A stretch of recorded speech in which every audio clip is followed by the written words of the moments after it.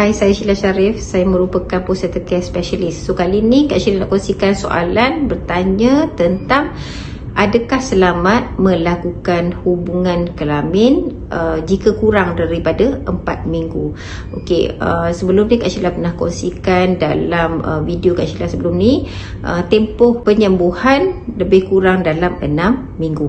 Okey, jadi jika ditanyakan soalan adakah selamat di bawah 4 minggu, Kak Sheila boleh katakan tidak sesuai.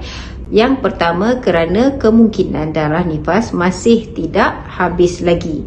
Okey, kemungkinan juga pembekakan atau kecederaan masih tidak sembuh sepenuhnya. Ini kerana faraj, rahim, cervix, uterus masih dalam keadaan uzur dan lemah. Okey, yang seterusnya, kalau masih kita rasa tak apalah sebab caesar bukannya secara normal, maknanya tak ada koyak kat bawah, tak ada luka dan sebagainya, mungkin kita operasi di bahagian perut, jangan ingat selamat. Sebenarnya sama juga komplikasi macam orang bersalin normal, tapi sebenarnya orang yang bersalin caesarean penyembuhannya lebih lama.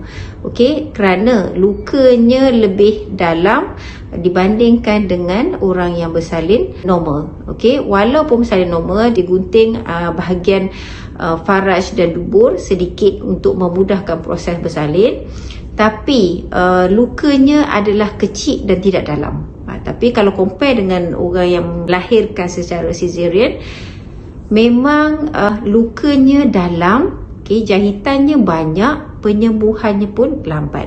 Okey, jadi walaupun di bawah bahagian faraj tak berlakunya sebarang kecederaan, contohnya tak digunting, tak dijahit dan sebagainya, jangan ingat selamat.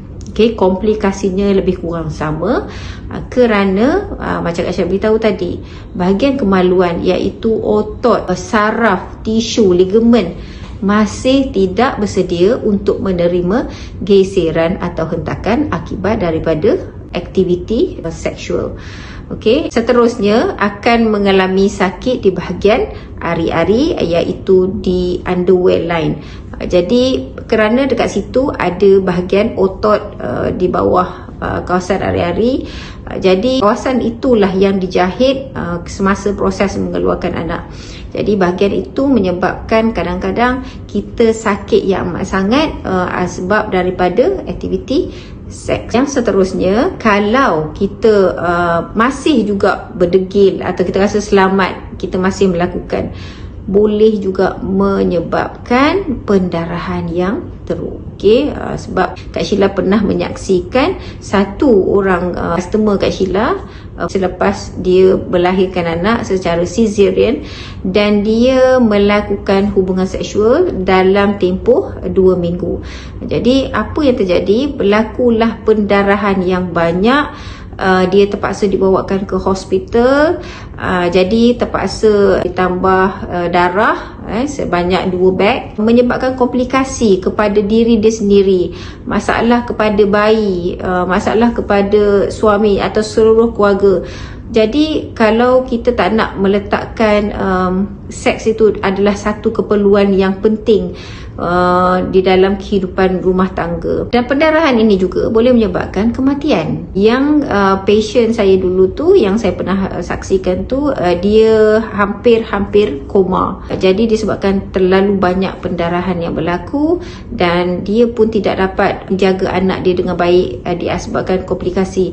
Jadi pada Kak Sheila sangat-sangat tak berbaloi, adalah lebih baik kita bersabar, okey, menunggu waktu yang sesuai, bukannya bersalin ni atau penyembuhan ni dalam tempoh yang lama, hanya 6 minggu. Dan kita perlu menjaga kesihatan kita dengan makan makanan yang berkhasiat, melakukan aktiviti-aktiviti yang kita rasa boleh membantu kita mendapat hormon endorfin, contohnya dengan melakukan sedikit kerja rumah yang ringan atau menguruskan anak. Jadi itu juga adalah satu proses yang boleh mencepatkan penyembuhan. Okey, penyembuhan di bahagian peranakan tersebut.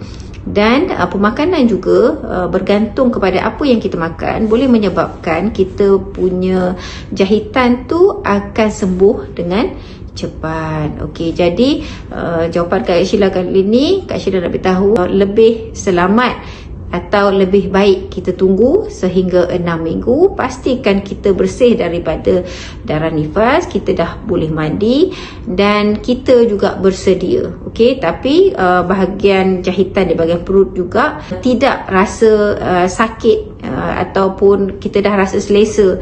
Jadi dibolehkan untuk melakukan hubungan seksual selepas bersalin. So ini Kak Syah tujukan khas untuk orang yang bersalin cesarean. Okay, insyaAllah lain kali Kak Syah kongsikan lagi video. Boleh tanya dekat bahagian komen untuk soalan-soalan seterusnya. Okay.